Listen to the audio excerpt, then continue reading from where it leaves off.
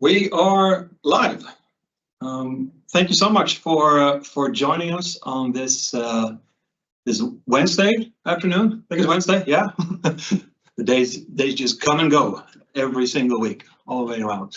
But thank you so much for joining us on this webinar when we're going to focus on Windows 10 end of support and sort of the segue into Windows 11 and what it's all about, what we can do, and just try to get as many answers and questions answered as possible when it comes to this. My name is Alexander Johansson. I work at TD in Sweden with a focus on Windows 10 to 11 enablement, as well as AI and a lot of AI PC enablement.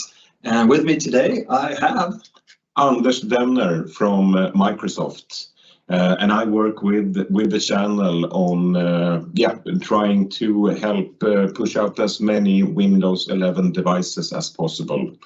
So work closely with TD on this initiative. So very nice to be here, Alexander. Yeah, great to have you. I think it's exciting times right now. So we have a lot to talk about. Exactly. You're happy to be here, but technically I'm in your office as we're sitting at the Microsoft office in Stockholm today doing this. And just to get everything clear on today's webinar, which we're doing, if you have any questions, please write them in the chat, and we will try to leave a lot of time at the end to try and answer all of them. If it's in the hundreds of questions, hopefully not. I think we'll be able to make it as clear as possible, is our wish at least. But obviously, if you have questions, put them in the chat, and we'll try to go through as many as possible at the end of this webinar. And if we can't answer all of them, we'll make sure we get them. We'll get them written down, and answer them with a follow-up email. So we'll get to the bottom of everything. Yes. And with that, let's jump right into the elephant in the room. Anders, well, we're talking time to update your devices, and what is it that we're talking about here? What kind of time frame do we have, and what do we actually really have to think about? Yes. As an end customer, as a reseller, as a distributor, as a deliverer. Yes. So at the moment, why we're here actually is that we are putting Windows 10 end of support on October 14th this year. So I've been out talking about this for a couple of years now, and I mean, I just feel that it's getting very close. So it's actually, what is it, 6 months or something? After that date, Windows 10 will no longer be supported. And one obvious first thing there is, what does end of support really mean? Exactly. Exactly. So yes, you cannot call us anymore to ask questions about Windows, but the most important thing is that there will be no more security updates for Windows 10 after this date. Exactly. So you will be putting yourself and your organization at a risk by having an unsupported operating system after this date. Yeah, and that is the main thing that we really need to bring with us in our conversation about this. Yes. That is just security, because if there's something we're never going to stop talking about in IT, it's security. We've started talking a lot about AI, and that's not going to stop either. But those two go a lot of hand in hand today, because we're never, ever going to stop talking about security. No. And that is the big part of it, but it's also every single type of updates to functionality and cool updates and what's happening to it, that disappears as well. Correct. Now, if you're in the position of, okay, we can't update today, maybe we have a product line, or we simply don't have the time to do this until October, we do have some options. It's not something we recommend, but in a worst case scenario, we have something called extended security updates. So there is something called ESUs, extended security updates, which actually enables you to get support even after this date. Just like you were saying, we don't really recommend it. It's mostly thought of for those that have some legacy software running some production line, as you mentioned, or something that simply cannot be moved until this date. But one thing to remember with the ESUs is that they are not the answer to it. The answer is actually to upgrade or get a new device. The answer is not to purchase an ESU. But for those cases where it's relevant, I just want to mention that you don't get any new features in Windows and such. You get access to monthly updates or this monthly security updates if you have the ESUs. Exactly. And also, we have released the pricing of these, and the pricing of these will be $61 per device for year 1, $122 for year 2, and $244 for each device during year 3.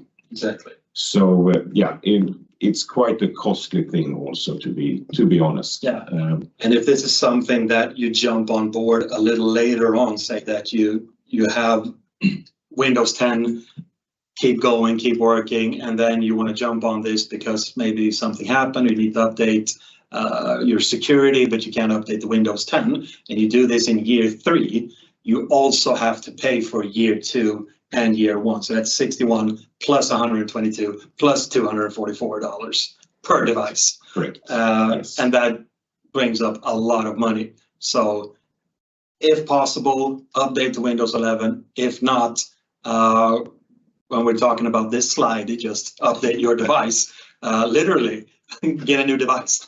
Yes. That can handle it if possible. And that is a big feature to it as well, which we'll get into more in this webinar and in the series of webinars that we're going to have, because this is just the first of 3. That's correct. So yeah, so we will want you to come to, of course, 2 more webinars. Yeah, next one will be regarding AI PCs, but we will come back to that. We'll come back to that, exactly. So yes, so ESUs, yeah, it's, you know, if you really need it, then you should have it. It's not a solution to the problem. But also, I mean, it's not only that Windows 10 is going end of support and you need to leave it. There are also so many benefits with Windows 11 that I think we should also talk about and discuss. Yeah. Let's highlight that right away. Yes. I think because to a user, we've seen a lot of Windows throughout the years. This is on paper number 11, but technically there's been a couple more in between and through, and all different kinds of names. And through each one, we've seen a difference. Maybe the biggest one was the biggest upset with Windows 7 to 8. That was horrible. I did not, nobody liked that one. But you can clearly see the difference in it. In Windows 10 and Windows 11, for just a user, if you use it for the first time, it feels a little bit like, okay, you put the start menu in the middle, it looks a little fresher, a little newer, a little brighter. And to many people, that might be it. Yes. But there's a lot more going on behind the scenes. Correct. As you can see here with some nice percentages with what we're if. And if we're going into these, if we start by where we started, actually just talking about the security of it all, that is a big difference between going from Windows 10 to Windows 11. Yes. And if we highlight something of this, we have on the numbers here, 58% reduced risk of a successful security attack. Now, what does that really mean, and why is it so different from Windows 10 on 11? Yeah. So just like you were saying, it's like under the hood, this thing. But yes, we launched Windows 11 during the pandemic. And of course, we had seen in, developing Windows 11 that when we came into the pandemic and a lot of us all of a sudden needed to work from home, there became a lot of security incidents. I mean, the IT environment was not ready for that way of working remotely. So the number of ransomware and phishing attacks, it exploded by like 1,000% a year during the pandemic, and it still is evolving like that. So we put a lot of focus then on Windows 11 to really make sure that hybrid working is secured. So the number 58% there, it actually means that those organizations that have migrated to Windows 11, they see up to a 58% reduction in those phishing attacks, ransomware, and so on. So you get multi-layered security in Windows 11 to a much larger extent than you had in Windows 10. Yeah. But just like you say, it's not something you see when you're a user and work in the machine. It looks kind of the same. Everything is done under the hood, but yeah, so much more improved security. Yeah. And that is something that has also been talked for a while from Microsoft, especially from Windows 10, where we introduced Windows Defender, that you have this antivirus directly on the OS.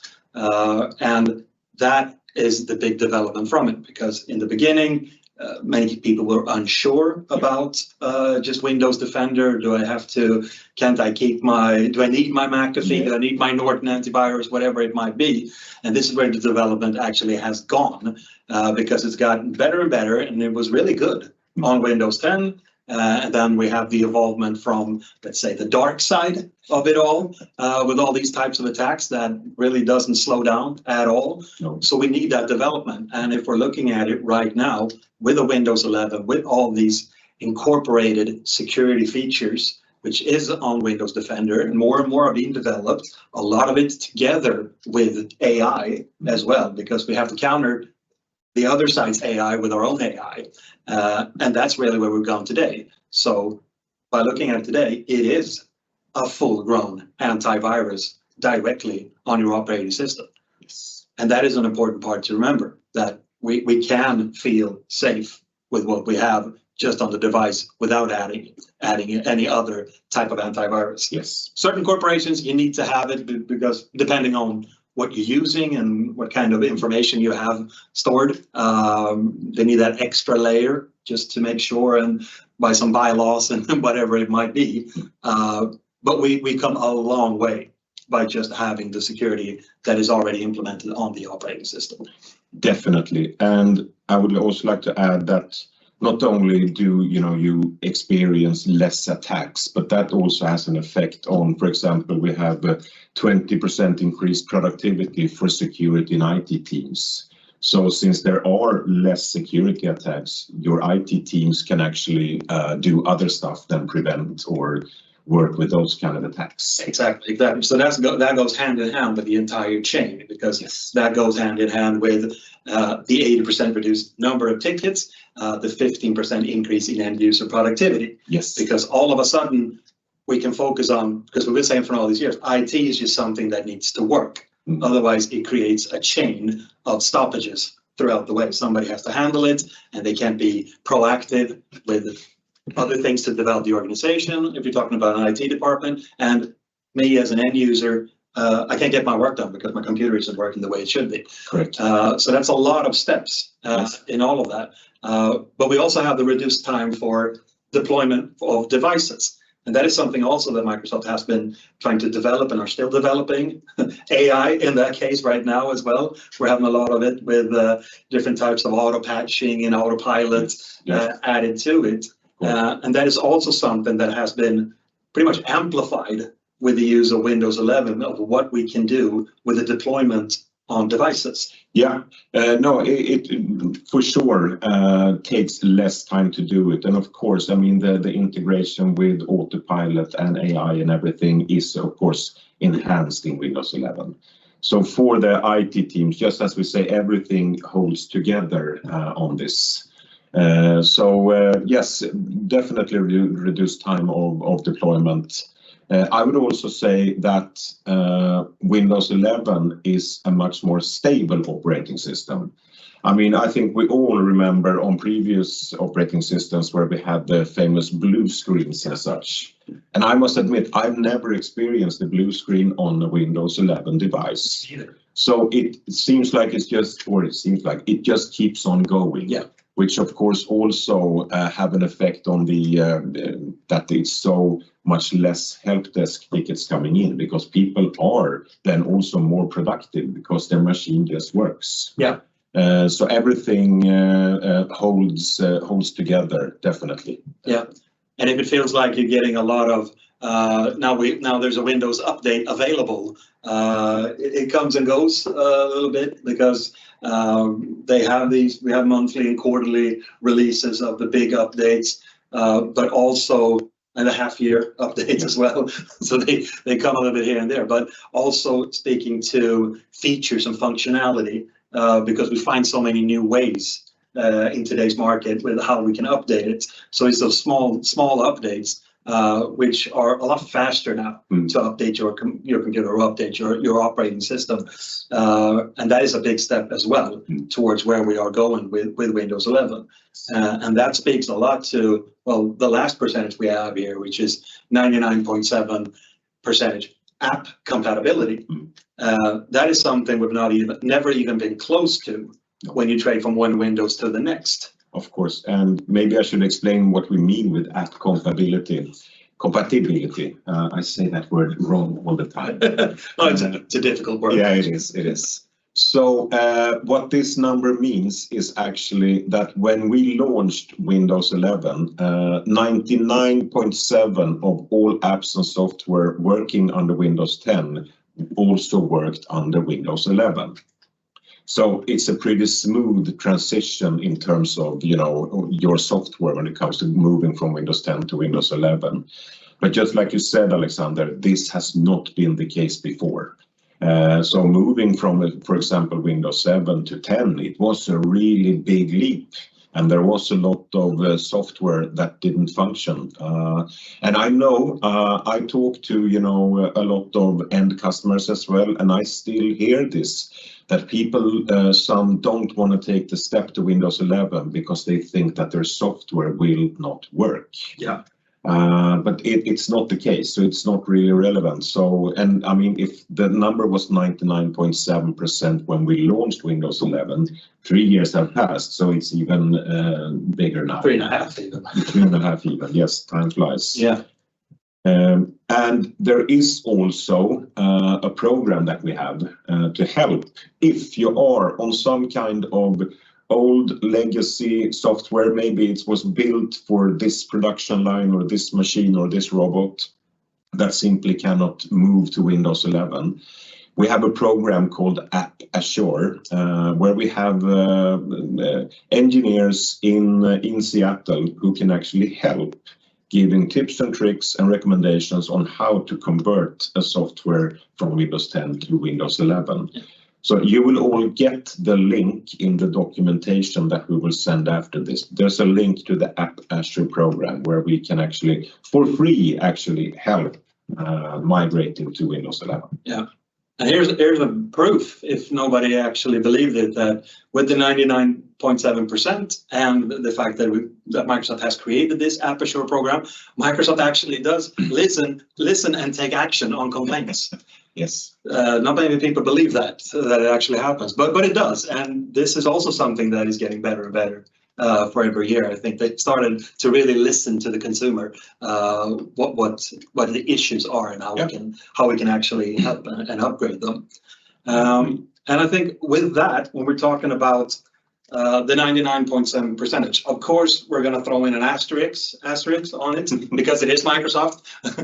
I'm not at Microsoft anymore, so I can try to be a little bit distanced from this. But if we're talking about, you see, we have the widest app and hardware compatibility, as it says in the middle of this slide. But there is one thing that we should set aside to that. And when we're talking about this 99.7%, that is computers with a Windows x86 setup, which is basically if you're using AMD's Ryzen or an Intel Core or Ultra. But Microsoft has also partnered up a lot of it with Qualcomm to create Snapdragon processors with Windows on them, and those are Windows on ARM. Yes. So Windows on ARM, and the ARM architecture is different from the x86 that Intel and AMD supports. Basically, to keep it simple, is that there is some software that is not supported to run on the ARM architecture. We have seen that this causes some problems, but it's mostly due to the fact that you have to do some investigation before. If you are going from having been using AMD or Intel and thinking of incorporating a Qualcomm processor, you must check out that your software will be working. And there is a link to this also, where you can go in and search for your software and see if it is working on the ARM architecture or not. But I think it's worth, you're correct, Alexander, it's worth mentioning because it will create some problems otherwise. Yeah. And we will share that link with you all afterwards as well, so you can check it out. Yes. But that is also something positive about it, is that is the website is created and to look at it, and you can go through it. And there's a lot of people, engineers, looking through that to see what needs to be upgraded and updated to fit into this. And that percentage is rising weekly with what we can do. And for all the basic apps that we use, like what 90% of the world is using, like the general Adobe, if you're using Google, if you're using Microsoft Office products, that works just perfectly on it. But the thing is to think about when they created these Snapdragon processors is that it's built for speed, mobility, and battery life. So it's a very high functioning Chromebook with the Windows, but way better. I should say that. Yeah, it's very fast and it works beautiful. It's just that you have to make sure that your software will be running. Exactly. Yes. We're not talking about what we're talking about with the Windows x86, yes, which is basically the standard of yes, Windows of what we're used to. Yeah. If you are in a cloud environment, Snapdragon will work perfectly. Definitely. Exactly. But here we have the classic Microsoft buzzwords, talking about how great everything is. And no, I'm not going to say for once, I was about to say that. I did say it now, but this actually plays in well with where Windows is and where Windows has ended up today, because the functionality of everything, as like we see here, the productivity, the security, every type of management that goes through the entire chain, it is designed to be where we're at today, to be mobile, to be ready from the get-go with everything that we can use, so we can get to that productivity side of everything, and that is included with security. And we're talking about the IT department's ability to deploy and manage all of these, and just that flexibility to scale and adapt. That is something we're talking about more when we're talking about cloud servers, flexibility and the ability to adapt it. But now we can do that with the Windows as well, yes, because we have a lot more options and functionality, especially when we're working on it with Microsoft Intune, with what we can do with the operating system as well, together with the device, no matter what device we're using. Correct. And I think I just want to add also, we have security out of the box. And yes, we are a lot about security, and Windows 11 is a lot about security, but I think it's worth mentioning that this increased security in Windows 11, it's just there from the start. Yeah. It's not like you have to do some configuration or anything. It's there, deploy your device and you have this increased security right off. So worth mentioning, I think. Yeah, so straight off the shelf is doable, but you also have a lot of options to add on depending on what needs your organization really has. Yes. And with that, we have that sort of transition into, we touched on it earlier with how Windows 11 is set up for the future, and obviously we can't talk IT today without talking about AI in some form or shape. But what has happened now with pretty much for the first time, I think, in an operating system, especially on a PC or laptop, is the thing we have far to the left here, what we call Copilot in Windows. And this is what something on, I usually worked earlier with Windows 367, and we talked about Copilot in Windows, or Windows Copilot was the first test name for it. But what is happening right now and what is about to happen with the AI functions for a user in Windows at Microsoft? So we have been through a lot with Copilot in Windows. It's been different name changes, and it was open for all the world except for the EU and such also. What we have now is that we have, I think we call it Copilot in Edge, where you have, and you also have a Copilot button in Windows 11 if you want to, where you can actually start asking questions to Windows in a Copilot manner without having the Copilot for M365 license actually. And we should also remember that Copilot, we're using the word Copilot in a very general sense. Actually, there are, a number of different Copilots. There is Copilot for M365. There's Copilot for Azure. There's Copilot for everything. So we have different Copilots. But of course, the Copilot experience in Windows is coming with Windows 11, and it's also increasing. So you will get better help on, search functionality, or it's like your own personal assistant in your Windows device. Exactly, it's a lot happening, and we're going to cover that a little bit more in the next webinar, which is in 3 weeks, when we're talking more about AI PCs and how it's incorporated with them, and what kind of capacity we can work in there. But as you mentioned, just Copilot it's a jungle, and once you walk into that jungle, you fall down a rabbit hole, and that rabbit hole is never ending. But one thing to have in mind is that when we're talking about Copilot is basically Microsoft's name for their AI. So it's been cleared up a little bit. But the thing to have in the back of your mind is that when we're talking about Copilot, it usually has the other name next to it. Like Copilot for Microsoft 365, Copilot for Azure, Copilot for Dynamics, and whatever it might be. So that actually separates it a little bit, and then you just hear Copilot, and it could be anything.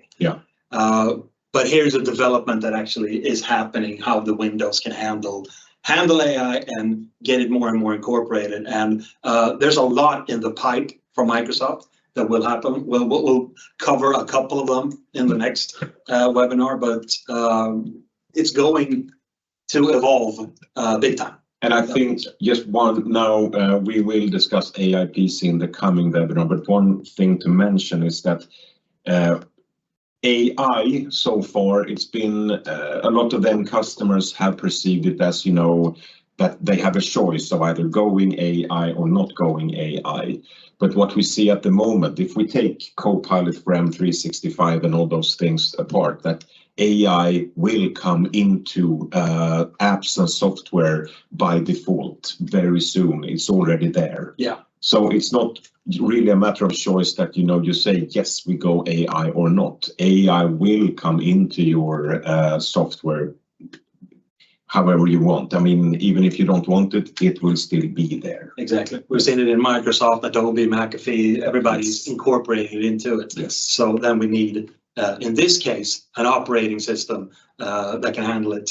And in the next webinar, we'll tell you what else you need to use that. But a big part of this is actually just how it is set up, and how I like to describe this with that Windows is sort of, we're talking about PCs nowadays. We're talking about how they're AI ready. That is the same thing here with Windows 11. So Windows 11 has sort of been built together with, or started to develop with AI in the same way that when Windows 10 was released, it was released with a new line of Microsoft Surface computers. So it was done for this type of machine. And here's the same thing, that when we're moving so far into AI, we need an operating system that can actually handle it and can understand what we're trying to do with it. So these are just, a couple of examples from what is here and what will come within the AI. And what are we talking about here, Anders? What is the main thing that is there anything we need to just keep an extra eye out for, or is it a mindset that we need to have when we're talking about the AI in the Windows? Well, of course, more and more AI functionality will be incorporated into Windows as we go along. So in more Windows updates coming on, it will be more and more AI features in it, definitely. And that will also cause for, of course, if you want the AI to run smoothly, you must have some better devices. So, of course, taking the step to Windows 11, that's the first step in order to be able to take care of the AI.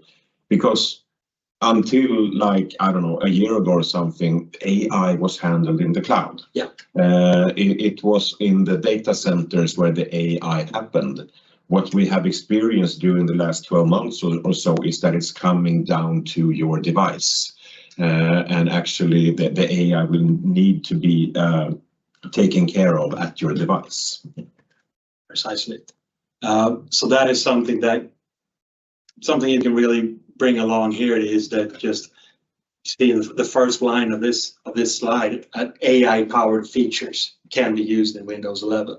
And that is what it's all about, just finding that little extra thing, or if you're not finding it, as Anders was talking about earlier, it's going to find you, because these are going to be incorporated into the everyday use. Yeah. But what we have to really start thinking about, which we maybe haven't earlier with earlier Windows versions, is that it's just an operating system that came with a computer. Now today, this is really the concrete we need at the bottom to start building our house. Yes. So it's more of a powerful statement from an operating system that we really haven't seen on this level before. No. Maybe from some others, but not when we're talking about Windows. There are a couple of other ones on the market that have been good for a while, but Windows, this is pretty much finally getting its own worth. Yeah. No, AI features will be, of course, a top priority to be able to handle in Windows going forward, because just like I said, AI, it's here to stay. It will not go away. It will be incorporated more and more. Some, yes, you can say yes or no to purchasing a Copilot for M365 license, for example. In other instances, you won't really have a choice. It will just be there. But being on Windows 10 and trying to enable AI, that's not the way to go. Yeah. And then a huge part of this, obviously, is actually getting the updates, doing the work, getting all of these devices to the next level. And that can take time. And we have this slide. Yes. Which can look it can look a bit messy. It can look ... We'll leave it at that. But this is all about getting the mindset of, when we're talking about IT upgrades, whatever it might be, most of the time it takes longer than we thought it would.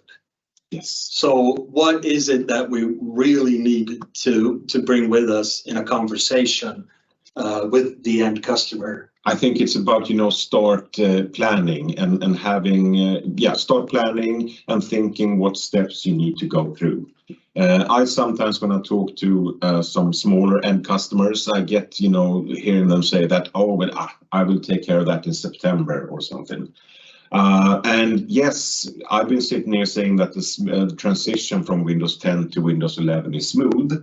And it is, but it could be that you have, your production company, and you have some kind of machine that is running on an old legacy Windows 10 or earlier software, actually. So you need to test all those instances. So I think making a good plan. Then yes, if you're a company with 3 employees and only using laptops, yes, this transition will be smooth. It will not take a year, but you have to talk to your end customers that it might take some time.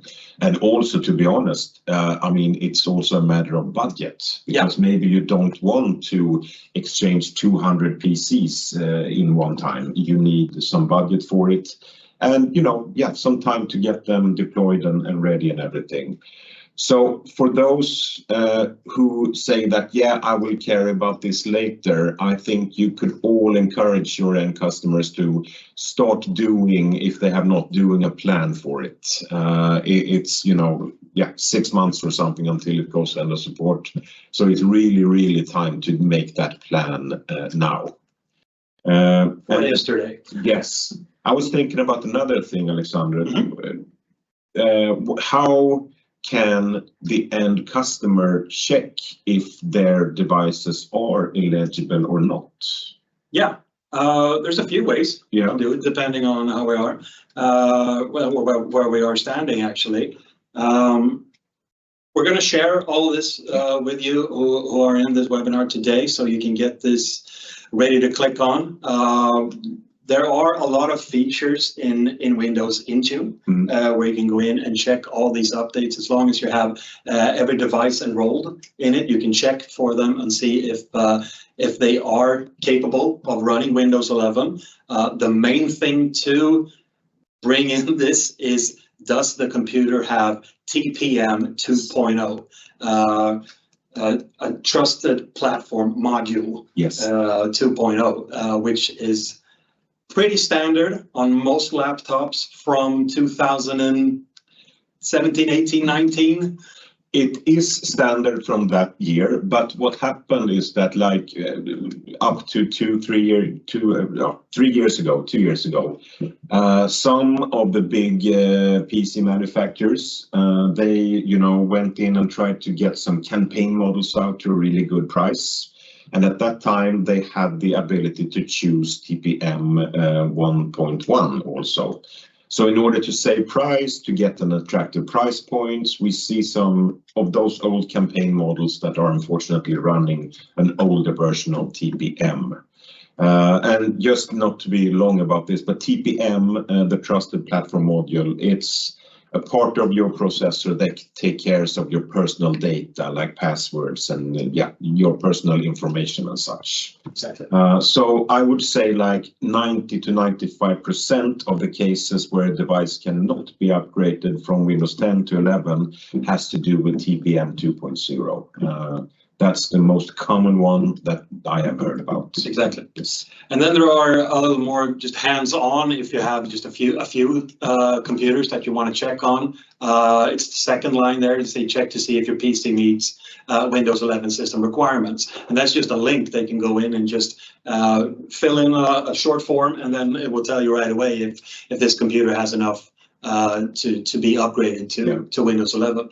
So that's a very quick way to do it as well. And also, to be perfectly honest, I mean, if you are eligible for an upgrade to Windows 11, you have been pinned on that in Windows Upgrade for like 2 years. For a couple of years. Yes. So, but there are these different things that you can use, in order to check either a whole organization or an individual PC if they are eligible or not. But I think, I mean, what we try to convey here also is that it's not just a matter of upgrading from Windows 10 to Windows 11. It's also about getting a good experience. And of course, if you compare a device now to a 4-year-old device, a lot has happened when it comes to battery life and cameras for Teams meetings and flexibility and the general specifications of the device is so much higher now. Yeah.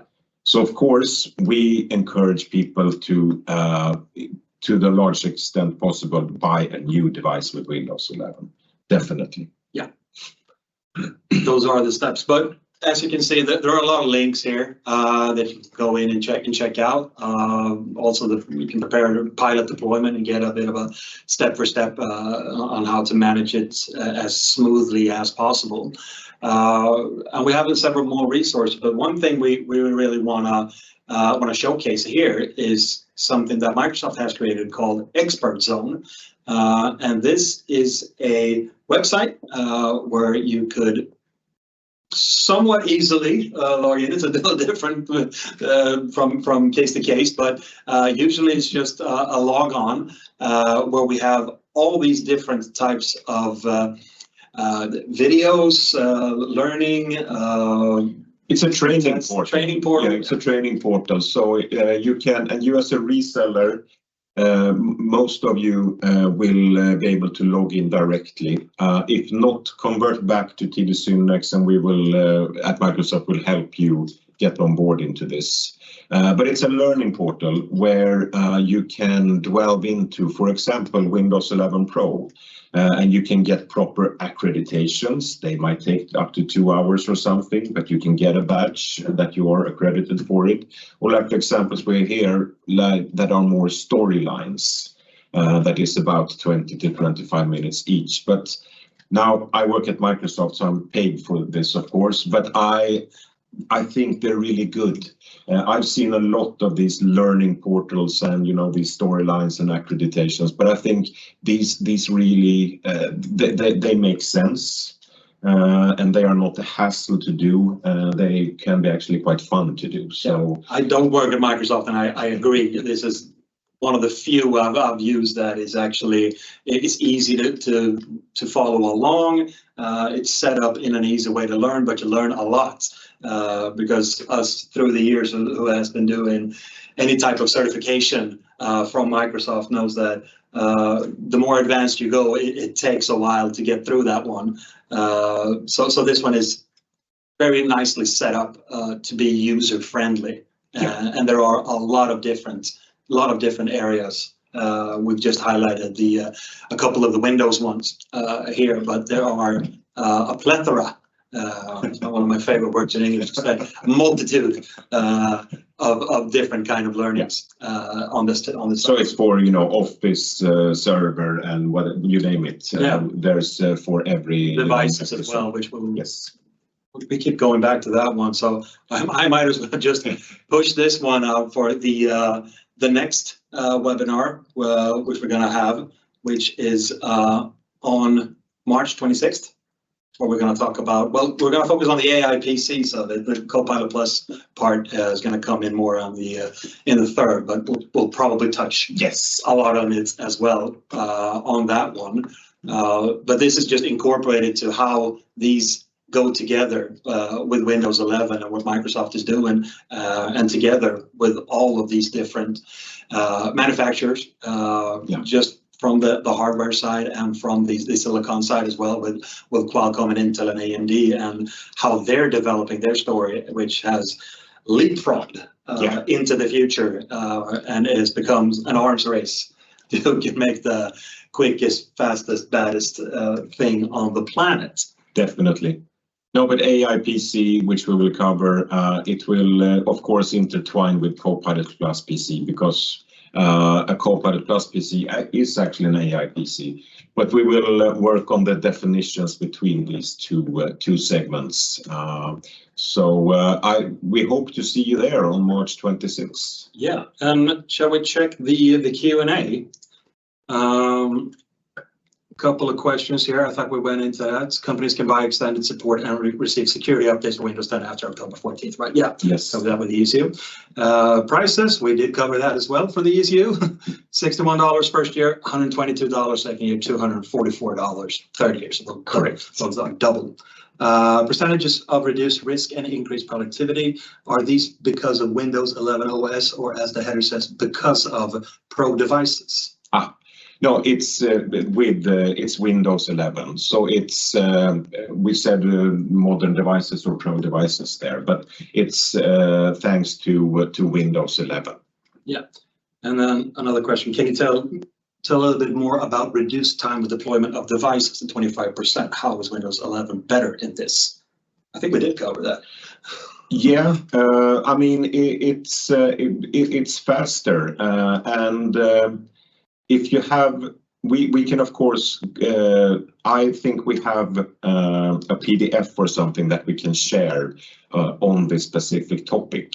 So I will make sure to get that, and we will share that one also, so you get all the nitty-gritty details on it. Perfect. Perfect. All right. Only 4 questions. Hopefully that's because we were clear. Not that you were bored, but we never know. Did we forget anything, Alexander? Probably. Probably. Yes. We usually always forget something, but yeah. But if you want to, I mean, we can of course cover some things in the next webinar also. So if you, listener, think of something, let us know and we will cover it in the next webinar. But we both, I think you and I are looking forward to the next webinar. Yeah. Where we will really take the step into the future. It's a lot more fun to talk about AI PCs than Windows. We will send out a link for that one, registration, as well as some information about this so you can really deep dive in it. And we are here to help. If there's anything you want, if you want to have a conversation about it, please let us know. Get in touch. We'll have a meeting. Or if there is direct contact with a customer of yours who are unsure or some questions that you feel like this is not really in our wheelhouse, we would gladly help with that. Yes. So please don't be a stranger. And with that, I think we'll give you back some time. Yeah. Get you back to your regularly scheduled program. And thank you so much for joining us. And hope to see you in 3 weeks. Yes. So we'll talk about our favorite thing to talk about, which is AI PCs. Looking forward to it. So thank you so much. Have a great Wednesday, and hopefully we'll see you soon. Bye-bye. Bye.